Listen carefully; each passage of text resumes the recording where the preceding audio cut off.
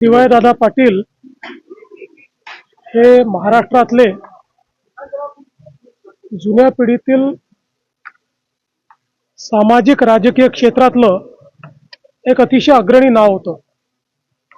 आपल्या सर्वांना कल्पना आहे की जीवनामध्ये संघर्षातून त्यांनी एक अतिशय मोठं कार्य उभं केलं. शिक्षणाचं क्षेत्र असेल, सहकाराचं क्षेत्र असेल, उद्योगाचं क्षेत्र असेल, या प्रत्येक क्षेत्रामध्ये त्यांनी प्रचंड मोठं कार्य उभं केलं आणि सामान्य माणसाला दिलासा देण्याचं काम त्यांनी केलं. विशेषतः राज्यपाल म्हणून देखील 3 राज्यांची जबाबदारी त्यांनी पार पाडली.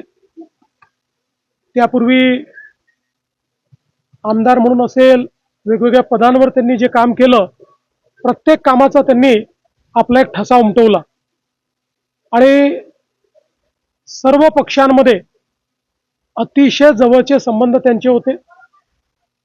व्यक्तिगत माझे देखील त्यांचे अतिशय चांगले संबंध होते आणि ते केवळ नेते नव्हते, तर ते एक विचारवंत होते. त्यांच्याकडे सांगण्यासारखे विचार होते, मार्गदर्शन होतं. त्यामुळे त्यांना कधी भेटलं तर त्यातनं आपल्याला नवीन विचार मिळायचा.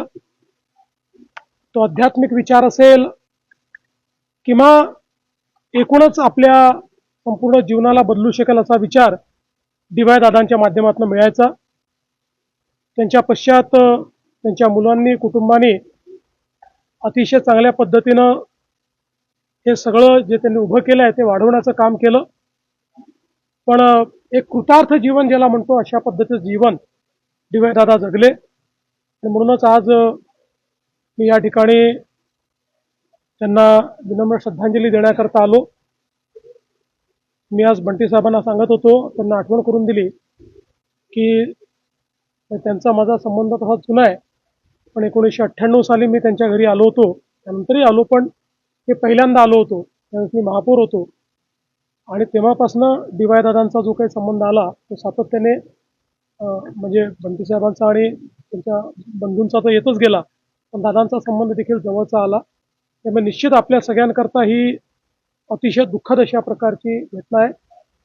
त्यांच्यासारखे नेते आपल्यातनं निघून जाणं ही महाराष्ट्रामधल्या जुन्या पिढीतल्या जाणत्या नेत्याचं जाणं हे निश्चितपणे केवळ कोल्हापूरकरांकरता नाही, तर संपूर्ण महाराष्ट्राकरता ही एक हानी आहे आणि म्हणून त्यांना मी विनम्र श्रद्धांजली अर्पण करतो. बऱ्याच आठवणी आहेत.